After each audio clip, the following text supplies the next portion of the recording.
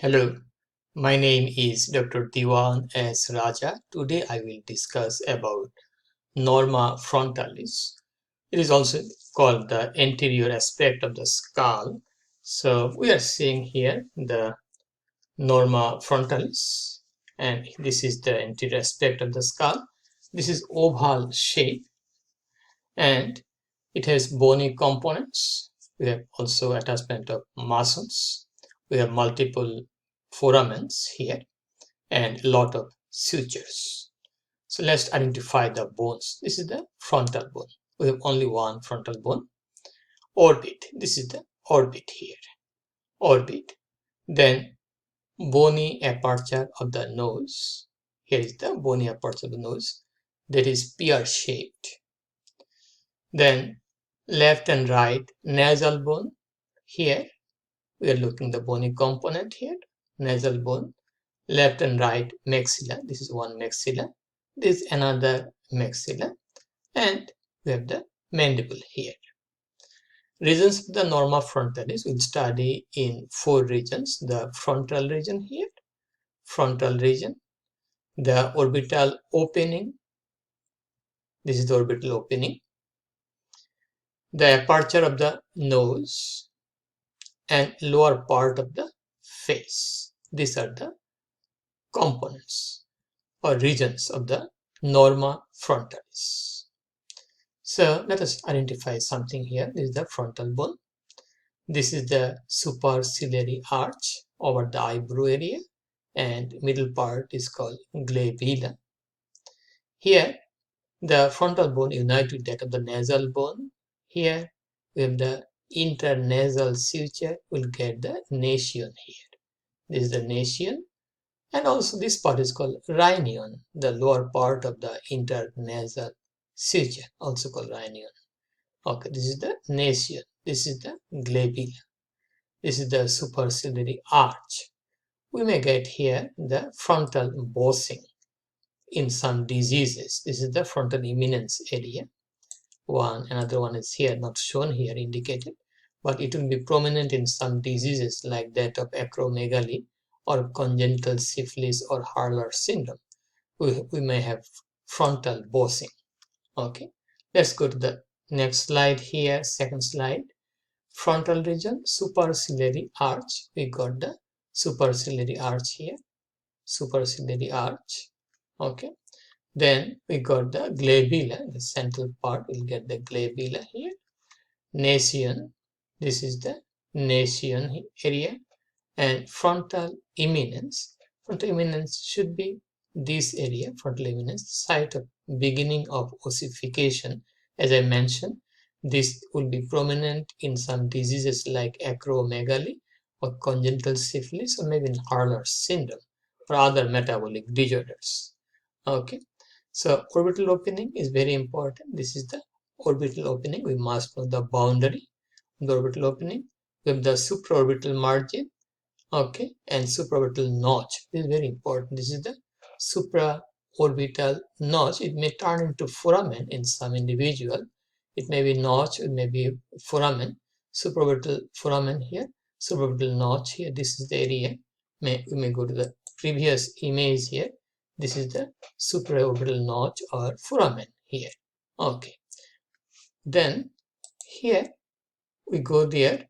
The infraorbital margin. This is the infraorbital margin here. The medial orbital margin, lateral orbital margin. Let's go to the supraorbital margin. Formed by what? By the frontal bone here. This is the supraorbital margin, the frontal bone. Here, junction between the medial 1/3 and lateral 2/3, we have the supraorbital foramen here. That is the basis for the supraorbital vessels and nerve. Supraorbital nerve is a branch of the ophthalmic nerve. Okay, we got that. Now, this is the lateral border formed by the zygomatic process of the frontal bone and the frontal process of the zygomatic bone. This is the zygomatic bone. If we go to the inferior border, then we are getting, this is formed by the maxilla and also part of the zygomatic bone here. Okay, this is the inferior border. If you go to the medial border, it is formed by the frontal bone, the lacrimal crest of the frontal process of the maxilla here. Okay. Now, if we go to this part, we'll go through that part. This is the nasal bone. To nasal bone with internasal suture here. This is the frontal bone. We might have, on rare occasion, metopic suture that may be complete here or maybe a little bit here. Okay, metopic suture indicates the two component of formation of the frontal bone. This is not a fracture. This is here the metopic suture. Okay. We'll go to the Norma Frontalis, the anterior aspect of the skull here, anterior bony aperture of the nose, bounded above, lower border of the nasal bone here. This is pyramidal in shape, the anterior nasal aperture. Below by the nasal notch. This is the nasal notch of the maxilla and body nasal notch of the body of the maxilla on each side. In the center, we'll get the spine, anterior nasal spine, union of the two nasal notch here, anterior nasal spine. Okay, we got the anterior nasal aperture. This is the supraorbital notch here. This is the zygomatic bone. This is the maxilla, frontal bone here. Okay, this is still the part of the maxilla, and this is the mandible, the lower jaw. So lower part of the face, maxilla, is a huge contribution here.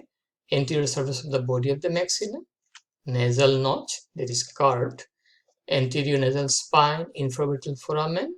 We got that. If you go there again, this is the very important infraorbital foramen containing infraorbital nerve. There is a continuation of the maxillary nerve here, and this is around 1 centimeter below the inferior orbital margin. Here to here, it is around 1 centimeter in an adult. Okay, frontal process of the maxilla, zygomatic process of the maxilla, alveolar process of the maxilla. Okay, again we have the frontal process, zygomatic process, alveolar process of the maxilla. Zygomatic bone, prominence of the cheek, and zygomaticofacial foramen. Zygomaticofacial foramen is the route of transmission of the zygomaticofacial nerve. That is a branch of the maxillary nerve. Mandible. Okay, we look at the mandible here. Okay, mandible. If you go to the mandible, yes, this is the mandible, and we have the base of the mandible here, and we should have the mental foramen here. This is the mental foramen. Okay, if you can go that and find out the mental foramen here. Okay, the alveolar process like that of the alveolar process of the maxilla. Alveolar process here. The oblique line is here. Oblique line. This is the oblique line. Okay, this is the ramus of the mandible. We will not go there. We anteriorly we just confine to the this part of the oblique line. Okay, and this is the mandible. We got the mandible here. The Norma frontalis, again frontal bone here. The nasal bones should be here. Nasal bone. There is a body of the maxilla, and we have processes like that of the frontal process, zygomatic process, and certainly the alveolar process of the maxilla. And we have the infraorbital foramen here. We should get the infraorbital foramen. Here is the infraorbital foramen. Okay, so we got the lower part of the face here. Let me try here, and let's go. Mental foramen here, alveolar process here. This is the base, the mandible. Okay, so we got that. This is the alveolar process here of the mandible, and this is the oblique line of the mandible. This is the ramus. We have the coronoid process, condyloid process, partly is shown here. Okay, we got that. Now sutures of the, okay, so we'll go to the sutures of the Norma frontalis. So the internasal suture. The internasal suture between the two nasal bone. Nasal bone is most commonly fractured bone. It may be due to any type of trauma, injury, fist fight. Okay, the nasal bone is fractured, maybe due to road traffic accident. Frontonasal suture, frontal bone and the nasal bone, frontonasal suture. So junction between internasal suture and frontonasal suture. Here, this is the nascian. Okay. Then nasomaxillary suture. This is the nasal bone. This is the maxillary bone. The nasomaxillary suture. We got it. Frontomaxillary suture, frontal bone, maxillary bone, frontomaxillary suture. Okay. Intermaxillary suture. We have the intermaxillary suture between the two maxillary bone. Zygomatico-maxillary suture, zygomatic bone, and this is the maxillary bone. This is the zygomatico-maxillary suture. Okay, zygomatico-frontal suture. This is zygomatic bone. This is the frontal bone. This is the zygomatico-frontal suture. Suture means sawtooth appearance. Sawtooth appearance, the bone zigzag. One is getting into another part of the bone. This is a fibrous joint suture there, and the teeth socket forms joint with that of the alveoli of the alveolar process. It is called gomphosis. Okay, we got that. Zygomatic frontal suture, we got that. Now we'll go to the attachment of muscles. We have the corrugator supercilii, procerus muscle. Okay, this is the procerus muscle, corrugator supercilii, site of origin. Red is the origin. Then medial palpebral ligament at that site. Okay, at the upper part of the maxilla. Okay, that connects the two tarsal plates area. Levator labii elicnasi. Levator labii superioris elicnasi is here. Okay, origin. Levator anguli oris. We'll go through that part. Levator anguli oris. Okay, that is this origin of the levator anguli oris. Nasalis and depressor septi. Certainly, we have the nasalis and depressor septi. Nasalis here, depressor septi here. Origin of these muscles, and these are all muscles of facial expression. So they should be innervated by the facial nerve. They have cutaneous insertion. They go to the subcutaneous area and they have cutaneous insertion.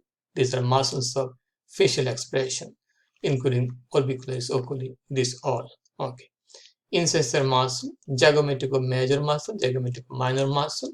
Here, zygomatico major, minor, both of them take origin from the zygomatic bone. Medially, we have the zygomatico minor, medial and lower. Above and laterally, we have the origin of the zygomaticus major muscle. And we have the buccinator muscle. Buccinator muscle takes origin from the alveolar process.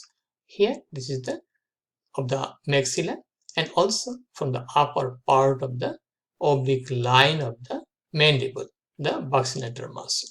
Okay, so as because these muscles are muscles of facial expression, they should bony origin and subcutaneous insertion. Okay, we can say cutaneous insertion, and they have the innervation by the facial nerve. Okay, we are looking at the muscle like the procerus here, nasalis muscle here. This is the levator labii superioris elicnasi muscle here. Okay, and we have the orbicularis oris muscle, orbicularis oculi muscle. Okay, we'll go there. Orbicularis oculi muscle, orbicularis oculi muscle, very strong muscle. Orbicularis oris muscle. We have depressor anguli oris muscle, mentalis muscle. Mentalis muscle is for the, this is the muscle, mentalis muscle. From the this area of elevation, we'll get the origin from here. Okay, from the mental tubercle area. Okay, we got that. And This is the Mandible muscle here. Okay, Mandible muscle here, and we got the depressor anguli oris muscle here. So just compare this part with that of this part, we'll get the idea. This is the, we'll get the orbicularis oculi muscle here, long origin of this muscle. Okay, lower orbital part here, foramina of the Norma frontalis, supraorbital notch in foramen, we already discussed. It is for the supraorbital artery, supraorbital nerve. External nasal nerve. External nasal nerve comes out from the lower part of the nasal bone between the cartilage and the bone, and external nasal bone pick up sensation from the tip of the nose and the upper part of the nose. That is a branch of the ophthalmic division of the trigeminal nerve. Infraorbital foramen. This infraorbital foramen contains infraorbital nerve. There is a continuation of the maxillary nerve. Zygomaticrofacial foramen, small foramen will get here, not shown here distinctly. Okay, small, that carry a branch of the maxillary nerve. Mental foramen, these are the mental foramen. Okay, mental foramen for the mental nerve, also mental vessels. Mental nerve is a continuation of the inferior alveolar nerve in the mandibular foramen, and inferior alveolar nerve is a branch of the mandibular nerve. Okay, we got the mental nerve. Okay, so we have some clinical importance of this. Clinical importance, we may get metopic suture. We may get metopic suture here. In the center, we may get metopic suture here. Okay, metopic suture may be present only a few percentage of the population. It is usually harmless. Okay, and it indicates the two origin, the two component of the frontal bone. So the physician should not be confused the metopic suture to that of the fracture of the skull. They can easily differentiate between the fracture and the natural metopic suture. Also, we may get the frontal bossing just over the superciliary arch here. One and another one is here. Okay, idea is that frontal prominence that become large, we call it frontal bossing, that is found in some diseases like that of acromegaly or congenital syphilis. Okay, we got that, and that's all about the anatomy of the Norma frontalis. If you have any question, please feel free to ask me. Please share the information with your friends. Please support my channel. Please subscribe me, and have a nice and wonderful day. Bye now.